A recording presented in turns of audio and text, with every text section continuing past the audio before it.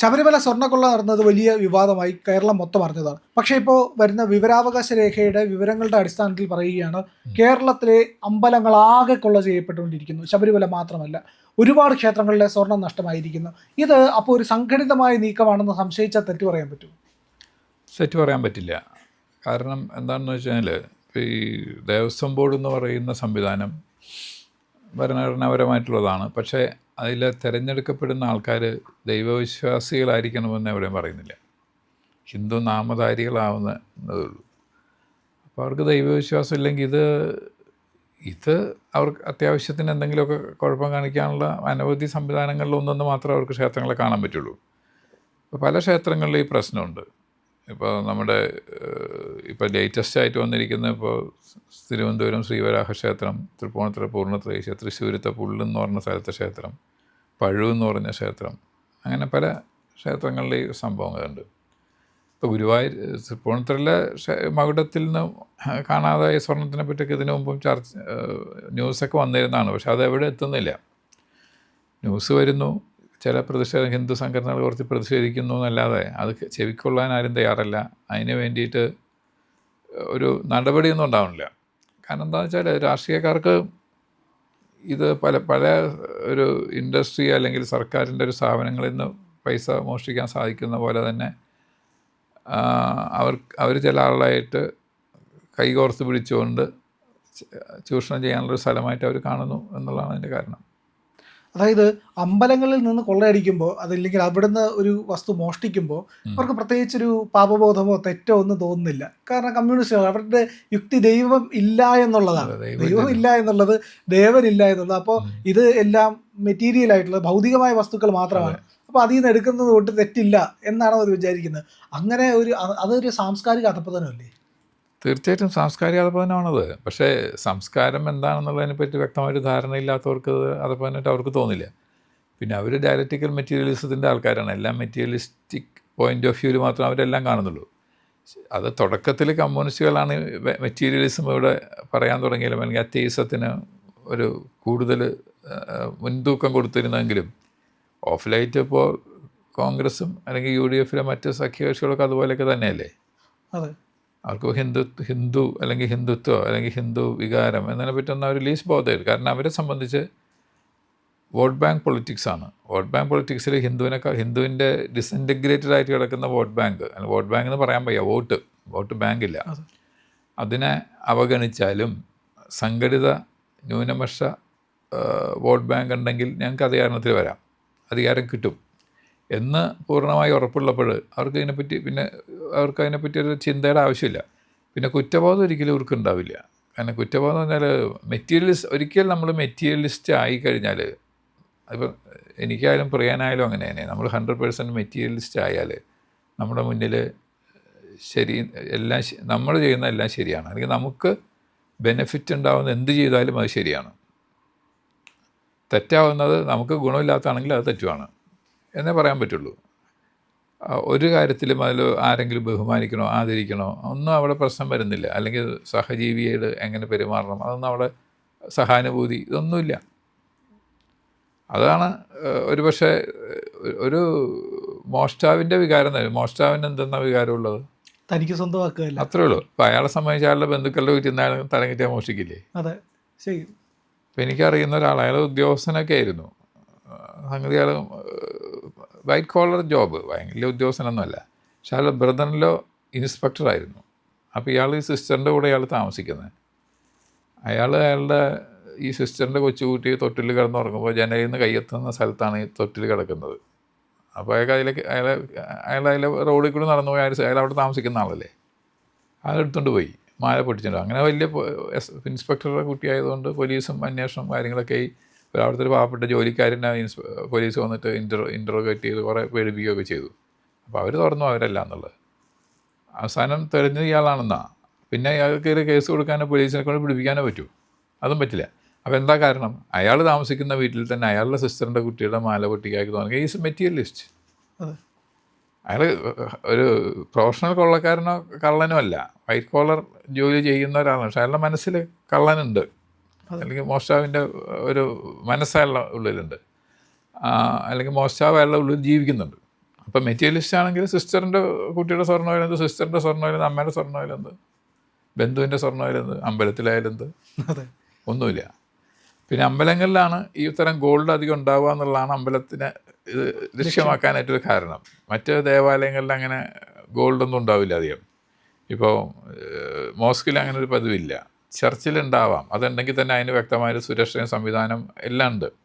അവിടെ തന്നെ താമസിക്കുന്ന ഫാദർ അതിൻ്റെ തൊട്ടടുത്ത് തന്നെ കോമ്പൗണ്ടിൽ തന്നെ അദ്ദേഹത്തിന് താമസിക്കാനുള്ള സ്ഥലമുണ്ട്, അദ്ദേഹത്തിന് സഹായികളായിട്ട് ആളുകളുണ്ടാവും, ലൈറ്റും സംവിധാനങ്ങളൊക്കെ ഉണ്ടാവും. പിന്നെ ഭക്തരുടെ കണ്ണും അവിടെ ഉണ്ടാവും. സമീപവാസികളുടെ ഒരാൾ ഒരു സ്ട്രെയിഞ്ചായ രൂപത്തിൽ നടക്കണം കണ്ടു എന്ന് പറഞ്ഞിട്ട് നോക്കും. ഇപ്പോൾ ക്ഷേത്രത്തെ സംബന്ധിച്ച് അങ്ങനെയില്ല. പൂജാരി അടച്ചു കൂട്ടിക്കഴിഞ്ഞാൽ പിന്നെ അവിടെ ആരുമില്ലല്ലോ. പിന്നെ ഒരു പാവം സെക്യൂരിറ്റിക്കാരനുണ്ടാവാം ചില ക്ഷേത്രങ്ങളിൽ, പാറാവുകാരൻ തൃപ്പൂണിത്തുറയിലൊക്കെ ഉണ്ടാവും. പക്ഷേ ഇത് ആ സെക്യൂരിറ്റിക്കാരൻ്റെ കണ്ണു പിടിച്ചുള്ള മോഷണമല്ല, ഇത് വളരെ ഹൈടെക് ഹൈ ലെവൽ ഒരു കെയർഫുള്ളി ഓർക്കസ്ട്രേറ്റഡ് ആയിട്ട് ചെയ്യുന്നത്. എങ്ങനെ ഇതുപോലെ എങ്ങനെ മാറ്റുക എന്നുള്ളത് ഹൈ ലെവലിലുള്ള ചിന്തയാണ്. അവിടെ സെക്യൂരിറ്റിക്കാരനൊന്നും ചെയ്യാനില്ല. അപ്പോൾ ഇത് ഈ മോഷണത്തിൽ മാത്രം ഒതുങ്ങുന്നില്ല. പദ്ധതി വിഹിതങ്ങൾ കൊള്ളയടിക്കുക, അല്ലെങ്കിൽ പദ്ധതികൾ കിട്ടിയാൽ തന്നെ എന്തെങ്കിലും കേന്ദ്ര സർക്കാരിൻ്റെ പദ്ധതി കിട്ടിയാൽ പോലും നടപ്പിലാക്കില്ല എന്നൊരു ഇതുണ്ട്. കാരണം ഈ അമ്പലങ്ങളൊന്നും നന്നാവേണ്ടതല്ല, നശിക്കേണ്ടതാണ് എന്നൊരു. അതെ അതെ, അതാണിപ്പോൾ അടുത്ത കാലത്ത് തിരുവനന്തപുരത്ത് നിന്ന് അങ്ങനൊരു വാർത്ത ഉണ്ടായിരുന്നല്ലോ. എന്താ അതിൻ്റെ പേര്, സ്വദേശി ദർശനം പദ്ധതി. അതുപ്രകാരം 46.53 കോടി രൂപ അലോക്കേഷൻ കൊടുത്തതിൽ 36.27 crores 22 crores ചിലവഴിച്ചിട്ടുള്ളതാണ്. അപ്പോൾ ചിലവഴിക്കാത്ത എന്തുകൊണ്ടാണ്? ക്ഷേത്രം ഡെവലപ്പ് ചെയ്യാൻ പാടില്ല, ഭക്തന്മാർക്ക് ഇവിടെ വരാൻ തോന്നാൻ പാടില്ല, അങ്ങനെയാണല്ലോ. ഇപ്പം എല്ലാ സ്ഥലങ്ങളിലും നമ്മൾ കാണുന്നതല്ലേ. ഇപ്പോൾ മറ്റൊന്ന് ഞാൻ കാണാറുണ്ട്, ഈ ഇവിടെ തന്നെ ദേവസ്വം ബോർഡിൻ്റെ പല ക്ഷേത്രങ്ങളും, എനിക്ക് പണ്ട് ദേവസ്വം ബോർഡ് ക്ഷേത്രങ്ങൾ എൻ്റെ പഠിക്കുന്ന കാലത്തൊക്കെ എനിക്കറിയാം, അവിടെ പല രീതിയിലുള്ള കാര്യങ്ങളിലൊക്കെ ഇടപെട്ടല്ലേ. അന്നൊന്നും ആരും അങ്ങോട്ട് തിരിഞ്ഞു നോക്കുക, ദേവസ്വം ബോർഡിൻ്റെ ക്ഷേത്രമെന്ന് പോലും ആരും ചിന്തിച്ചിരുന്നില്ല ആ കാലത്ത്. ഞങ്ങൾക്കൊന്നും അതിനെപ്പറ്റി അറിയില്ല. പക്ഷെ ഇപ്പോൾ ക്ഷേത്രത്തിൽ ഈ കഴിഞ്ഞ ഒരു 10-30 കൊല്ലമായിട്ട് ക്ഷേത്രങ്ങളിൽ പോകുന്ന ഒരാളുകളുടെ സ്വഭാവം വന്ന് കുറച്ചൊരു ആ തരത്തിലുള്ള ഒരു ആത്മീയ അല്ലെങ്കിൽ ഒരു മതപരമായിട്ടുള്ള ഒരു ചിന്ത ആളുകളിൽ ഉടലെടുത്തുള്ളൂ. അപ്പം അങ്ങനെ ആൾക്കാർ ക്ഷേത്രങ്ങളിൽ പോകാൻ തുടങ്ങുമ്പോൾ സ്വാഭാവികമായിട്ട് എന്ത് പറ്റും, ഭണ്ഡാരത്തിൽ വരും, വഴിപാടുണ്ടാവും. പിന്നെ പല ആൾക്കാരും ഗോപുരം പണിയാനായിട്ട് പൈസ കൊടുക്കുക എന്ന് പറയും. ഒരു നോട്ടീസ് ചോദിച്ചു വെച്ചാൽ തന്നെ ആൾക്കാർ കൊടുക്കും, അല്ലെങ്കിൽ കുടിമരം. അങ്ങനെ വന്നപ്പോൾ അവരുണ്ട്, ഇതുവരെ കാണാത്ത ഓഫീസറൊക്കെ വരാൻ തുടങ്ങി. പിന്നെ അവിടെ ലോക്കലായിട്ട് ആൾക്കാർ ചേർന്ന ഒരു കമ്മിറ്റി, ഭക്തന്മാരൊരു കമ്മിറ്റിയാണ് ഈ കാര്യങ്ങളൊക്കെ ചെയ്തുകൊണ്ടിരിക്കേണ്ടാവുക. അപ്പോൾ ഈ കമ്മിറ്റിയുടെ തീരുമാനങ്ങളെല്ലാം ഇദ്ദേഹത്തിൻ്റെ ആജ്ഞയ്ക്കും നിർദ്ദേശങ്ങളും വിധേയമായിട്ട് ചെയ്യാൻ പറ്റുള്ളൂ. അതെ. അപ്പോൾ ഇവർ അതുപോലെ തന്നെ ഭണ്ഡാരം കാര്യങ്ങൾ. അപ്പോൾ ആ ക്ഷേത്രത്തിൻ്റെ ഇൻകം എങ്ങനെ വിനിയോഗിക്കണമെന്നുള്ളതിൽ ഇവർക്കൊരു സേയും ഇല്ല. അവർ അമ്പലം ഡെവലപ്പ് ചെയ്യാനുള്ള പണികൾ ചെയ്തുകൊണ്ടിരിക്കുക. ഓക്കെ, അവർ ഭക്തിയുടെ പേരിൽ ചെയ്തുകൊണ്ടിരിക്കുന്നുണ്ട്. പക്ഷെ അതേസമയം തന്നെ അവർക്കൊരു സേ ഇല്ല. അപ്പം അതുകൊണ്ടാണ് പറയുന്നത്, ഈ ഹിന്ദു ക്ഷേത്രങ്ങൾ ക്ഷേത്രവിശ്വാസികൾക്കും ഭക്തന്മാർക്കും വിട്ടുകൊടുക്കണമെന്ന് ഹിന്ദു സംഘങ്ങൾ ആവശ്യപ്പെടുന്നത് അതുകൊണ്ടാണ്. ഈ ഹിന്ദു നാമധാരികളായിട്ടുള്ള രാഷ്ട്രീയക്കാർ ഇതിൻ്റെ തലപ്പത്ത് അല്ലെങ്കിൽ ഇതിൻ്റെ കൺട്രോളേഴ്സ് ആവുന്നിടത്തോളം കാലം ഇതെല്ലാം സംഭവിച്ചുകൊണ്ടിരിക്കും. ഇപ്പോൾ കണ്ടില്ല, ആറ്റുകാൽ പൊങ്കാലയുടെ പൂജ നടക്കുന്ന സമയത്ത് തോളത്ത് കൈയിട്ട് നിൽക്കുന്ന മന്ത്രിമാർ, കോളേജ് കുമാരന്മാർ നിൽക്കുന്ന പോലെ തോളത്ത് കൈയിട്ട് കൊണ്ട് നോക്കി നിൽക്കുന്നു. വേറെ ആൾ ശബരിമല ചെന്ന് തീർത്ഥം കൊടുത്തപ്പോൾ സാനിറ്റൈസറാണെന്ന് പുള്ളി വിചാരിച്ചു എന്ന് പറഞ്ഞു, ഇങ്ങനെയൊക്കെ കാണിച്ചിട്ട് കളയുന്നു, കൈ കൊണ്ട് കാണിച്ചിട്ട്. അപ്പോൾ ഈ തരത്തിൽ ക്ഷേത്രത്തിനോട് അവജ്ഞ, ക്ഷേത്രം പാടില്ല. ക്ഷേത്രം വന്നു കഴിഞ്ഞാൽ അത് സ്വാഭാവികമായിട്ടും ഒരു ഹിന്ദുത്വ ശക്തി ഉണരും. ഹിന്ദുത്വ ശക്തി എന്ന് പറഞ്ഞാൽ അത് ദേശീയ ശക്തിയാണ്. അപ്പോൾ ദേശീയത വരും, അത് പാടില്ല. ഇപ്പോൾ കോൺഗ്രസും CPM തമ്മിൽ അങ്ങനെ വലിയ ആദർശപരമായിട്ട് വ്യത്യാസമൊന്നുമില്ലല്ലോ, വലിയ വ്യത്യാസമൊന്നും കാണുന്നില്ല. ഇപ്പോൾ CPMനെ സംബന്ധിച്ച് ഇന്ത്യയെ ഒരു രാജ്യമായിട്ട് അവരൊരിക്കലും അംഗീകരിച്ചിട്ടൊന്നുമില്ല. ഇത് ബ്രിട്ടീഷുകാർ ഉണ്ടാക്കിയൊരു രാജ്യമാണ്. അല്ലെങ്കിൽ ഒരിക്കൽ EMS നമ്പൂതിരിപ്പാട് പറഞ്ഞിട്ടുണ്ട്, ഞാൻ കേട്ടിട്ടുണ്ട്, എനിക്കത് ഞാൻ വായിച്ചതാണ് സ്ഥലത്ത്. ഇന്ത്യൻ റെയിൽവേയും പോസ്റ്റൽ സർവീസും വന്നുകൊണ്ട് മാത്രമാണ് ഇന്ത്യ ഒരു രാജ്യമായെന്ന്. ബ്രിട്ടീഷുകാരാണല്ലോ രണ്ടും കൊണ്ടുവന്നത്, റെയിൽവേയും പോസ്റ്റൽ സർവീസും. അതുകൊണ്ട് ഇവിടെ നിന്ന് എഴുത്തയച്ചാൽ കൽക്കട്ടയിൽ കിട്ടും, കൽക്കട്ടയിൽ നിന്ന് കത്തയച്ചാൽ കന്യാകുമാരി കിട്ടും. അപ്പോൾ ഒരു ഏകത വന്നല്ലോ. അല്ല, ട്രെയിനിൽ കയറി ഇരുന്നാൽ ഇവിടെ ഇരുന്ന് നമ്മൾ കണ്ണടച്ചിരുന്ന് കഴിഞ്ഞാൽ 2-3-4 ദിവസം കൊണ്ട്, അന്നത്തെ കാലത്ത് 4-5 ദിവസം കൊണ്ട് കൽക്കത്തയിൽ എത്താമല്ലോ, എത്തുമല്ലോ. അപ്പോൾ അതുകൊണ്ടാണ് ഐക്യം വന്നതെന്ന് ചിന്തിക്കുന്ന ആൾക്കാരാണ്. അല്ലെങ്കിൽ ഇതിനൊരു ദേശീയത, അല്ലെങ്കിൽ നമ്മുടെ ഒരു അന്തർലീനമായി കിടക്കുന്ന ഒരു സാംസ്കാരിക പൈതൃകം, അല്ലെങ്കിൽ സാംസ്കാരിക ദേശീയത, ഇതിനെപ്പറ്റിയൊന്നും ഇവർ ബോധേഡല്ല. ഇത് തന്നെയല്ലേ കോൺഗ്രസും പറയുന്നത്. അപ്പോൾ ഇവർ രണ്ടുപേരുമുള്ള മാറി മാറി ദേവസ്വത്തിൻ്റെ തലപ്പത്ത് വരുന്നത്, വേറെ അല്ലാതെ മൂന്നാമതൊരാൾ വരില്ലല്ലോ. ഇപ്പോൾ പണ്ട് ഗുരുവായൂർ ക്ഷേത്രത്തിൻ്റെ ഭണ്ഡാരത്തിൻ്റെ എണ്ണുന്നതിൽ പോലും പ്രശ്നങ്ങളൊക്കെ വന്നില്ലേ? അതിന് ശേഷമല്ലേ വളരെ കോടതിയും കാര്യങ്ങളൊക്കെ പല രീതിയിലുള്ള കാര്യങ്ങൾ ഉണ്ടായതിനു ശേഷമാണ് പല ഹിന്ദു സംഘടനയുടെ പ്രതിനിധിയും കൂടി ഉണ്ടായിരിക്കണം എന്നുള്ള ഒരു തീരുമാനം ഉണ്ടായത്. അതുകൊണ്ട് ക്ഷേത്രത്തിനെ സംബന്ധിച്ച് ക്ഷേത്രവിശ്വാസികളല്ലാത്ത അല്ലെങ്കിൽ ദൈവവിശ്വാസികളല്ലാത്തവർക്ക് ഇതിൻ്റെ അധീശത്വം കിട്ടിയാൽ ഇനി വിഗ്രഹം പോലും പോയാലൊന്നും പറയാൻ പറ്റില്ല, ഒന്നും ചെയ്യാൻ പറ്റില്ല. എന്തായാലും കള്ളം കൊണ്ടുപോയി അതിന് കുറച്ച് അന്വേഷണമൊക്കെ നടക്കും. ചിലപ്പോൾ പിടിക്കും, ചിലപ്പോൾ പിടിക്കില്ല. കാരണം ഇതിൻ്റെ ഒന്നും ഈ മൂല്യങ്ങൾ വെറും ഒരു എന്താ പറയുക, മോണിറ്ററി മൂല്യം മാത്രമല്ലല്ലോ. അതിൻ്റെ ഇൻട്രിൻസിക് വാല്യൂ എന്ന് പറഞ്ഞാൽ മോണിറ്ററി മാത്രമല്ല. അതിൻ്റെ വാല്യൂ എന്ന് പറഞ്ഞാൽ അതിന് പൈതൃക അല്ല ഹെറിറ്റേജ് വാല്യൂ ഉണ്ട്, ആൻറ്റിക് വാല്യൂ ഉണ്ട്, ഹെറിറ്റേജ് വാല്യൂ ഉണ്ട്. അപ്പോൾ ഈ സാധനത്തിന് ഇപ്പോൾ നമ്മളിപ്പോൾ ഇന്നൊരു പഞ്ചലോഹ വിഗ്രഹം പണിയാനായിട്ട് ഇന്ന് നമ്മൾ പുറപ്പെട്ടാൽ ഒരു 10 അടി അല്ല ഒരു 10 ഇഞ്ച് ഉള്ളൊരു പഞ്ചലോഹ വിഗ്രഹത്തിൻ്റെ 5 കോടി ആകുമെന്ന് വിചാരിക്കുക. എനിക്കറിയില്ല അതിൻ്റെ കണക്ക്, ഞാൻ ഒരു ഹൈപ്പോത്തിസിസ് പറയാം. 5 കോടി ആവുകയാണെങ്കിൽ ഇതേ വലിപ്പവും പൊക്കമുള്ള ഒരെണ്ണം 2000 കൊല്ലം പഴക്കമുള്ളെങ്കിൽ 5 കോടിക്ക് കിട്ടില്ലല്ലോ. നമ്മൾ പഴയതല്ലേ എന്ന് പറഞ്ഞൊരു ഫിലിമിൽ ജയതി ശ്രീമാർ പഴയതാണെന്ന് പുതിയതാണെന്ന് വിചാരിച്ചു.